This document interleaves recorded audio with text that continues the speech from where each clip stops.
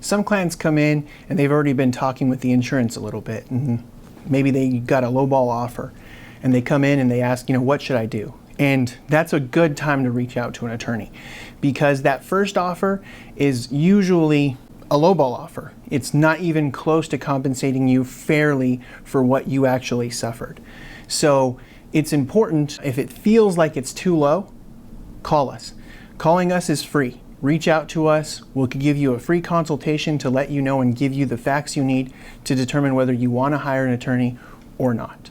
Call the number on the screen. The website's also located on the screen, and reach out to us. Thank you.